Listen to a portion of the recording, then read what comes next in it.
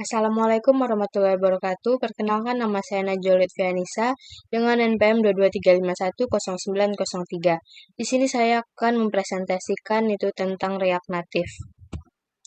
Di sini ada daftar isinya, langsung saja masuk ke yang pertama, itu ada Roadmap React Native. Situs Roadmap adalah sumber yang direkomendasikan yang menyediakan roadmap dengan progres yang dapat diikuti serta dilacak. Roadmap ini mencakup banyak topik yang relevan dalam pengembangan React Native, termasuk yang pertama, Introduction, itu pengantar tentang React Native dan tujuannya, dan the prerequisites, itu dasar-dasar yang perlu dipahami sebelum memulai seperti JavaScript dan React. Kemudian yang ketiga itu environment setup, menyiapkan lingkungan pengembangan React Native termasuk penggunaan Expo atau React Native CLI. Dan yang keempat itu development workflow, alur kerja yang efisien dalam pengembangan aplikasi. Yang kelima itu core komponen dasar yang sering digunakan seperti view, text, dan image. Kemudian ada platform specific code, itu kode yang berbeda untuk masing-masing platform seperti Android dan iOS. Kemudian ada styling, bagaimana menerapkan styling pada komponen, dan networking, koneksi jaringan dalam aplikasi. Masuk ke environment setup. Untuk mengembangkan aplikasi React Native, lingkungan pengembangan perlu disiapkan. Terdapat dua aplikasi utama untuk ini. Yang pertama, Expo. Platform dan tool yang memudahkan pembuatan dan pengujian aplikasi React Native sangat cocok untuk pemula karena setupnya sederhana dan cepat. Kemudian yang kedua, React Native CLI. Antar muka baris perintah yang digunakan untuk membuat dan mengelola proyek React Native umumnya digunakan untuk proyek yang lebih kompleks. Masuk ke Expo dan Expo Snack. Expo adalah toolset untuk pengembangan aplikasi yang memungkinkan kita membuat aplikasi dengan cepat dan mudah. Kemudian yang ada Expo Snack adalah playground online yang berfungsi sebagai lingkungan pengembangan React Native tanpa perlu menginstal software tambahan. Di Snack kita bisa membuat kode dan langsung melihat hasilnya di preview. Kemudian Expo Snack memerlukan login untuk melacak proyek dan progres. Pada tampilan Snack terdapat struktur proyek di sebelah kiri, editor kode di tengah, dan preview aplikasi di sebelah kanan yang memperlihatkan hasil kode secara real-time. Kemudian Snack memiliki fitur Hot Reload yang memungkinkan perubahan kode langsung terlihat pada preview. Struktur proyek dan penggunaan komponen. Proyek React Native memiliki struktur file fleksibel yang dapat disesuaikan dengan kompleksitas aplikasi. Komponen dasar yang sering digunakan dalam pengembangan React Native meliputi yang pertama ada view, itu komponen kontainer yang mirip dengan div di HTML, kemudian ada text, komponen untuk menampilkan teks, dan image, komponen untuk menampilkan gambar. Komponen biasanya ditempatkan dalam folder tersendiri, menjaga kerapihan kode, misalnya dalam folder komponen. Penulisan dan penyesuaian komponen.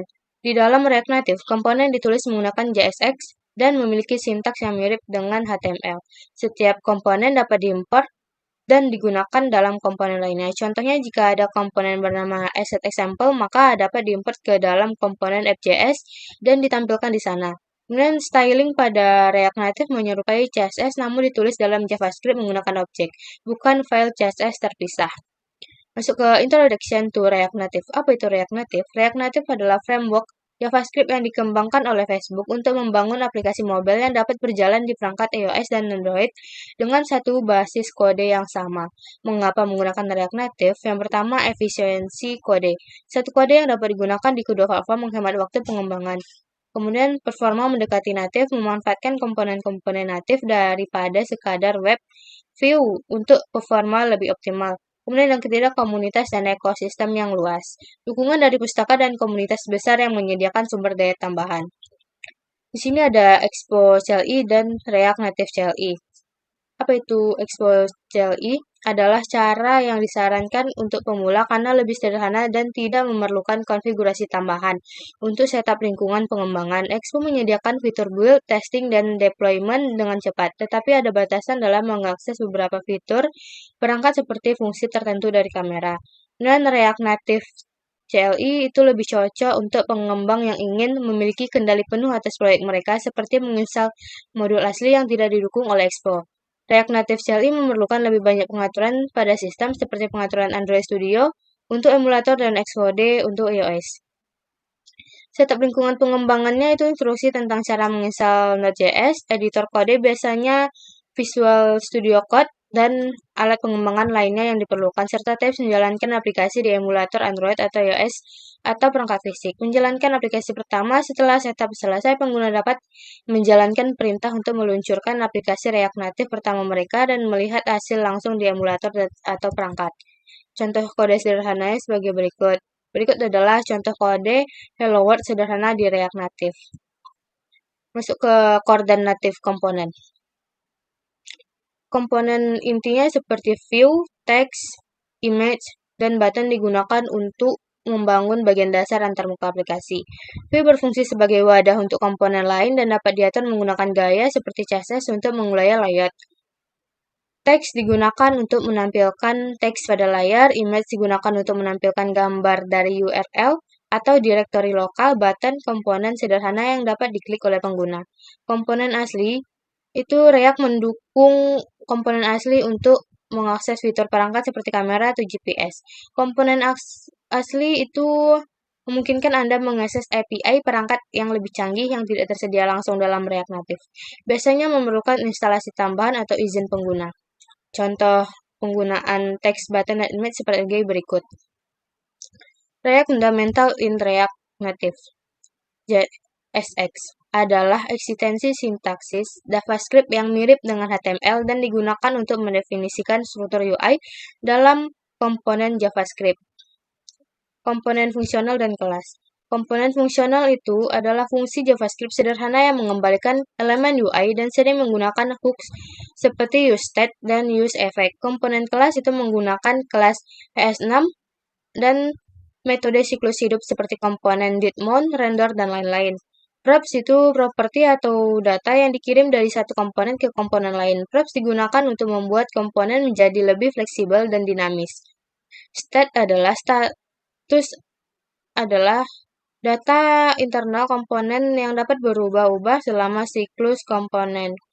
React memperbarui tampilan saat state berubah, membuat UI menjadi responsif. Lifecycle method itu mengelola tahap siklus hidup komponen, seperti saat pertama kali dimuat, diperbarui, dan dihapus dari layar. Contoh komponen kelas dengan set sebagai berikut. Handling text input. Bagian ini menjelaskan penggunaan komponen text input untuk menerima input teks dari pengguna. Fitur yang dijelaskan meliputi itu ada placeholder, teks yang muncul di dalam text input saat tidak ada teks yang dimasukkan. On-chain text itu properti ini digunakan untuk memantau perubahan teks dan menangkap nilai input terbaru.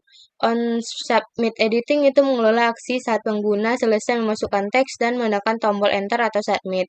Dan ada gaya dan tampilan bagaimana menyesuaikan teks input agar sesuai dengan gaya aplikasi seperti mengubah warna, ukuran teks, padding, dan batasan. Contoh validasi input sebagai berikut. Masuk ke using scroll view. Scroll view itu memungkinkan tampilan panjang untuk di-scroll secara vertikal atau horizontal. Ideal digunakan untuk kumpulan data kecil. Propertinya yang pertama itu ada horizontal dan vertikal. Scroll view mendukung arah gulir horizontal dan vertikal. Anda dapat mengaktifkan properti horizontal untuk menggulir secara mendatar.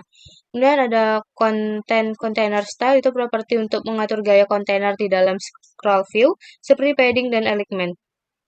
Penggunaan dan keterbatasan.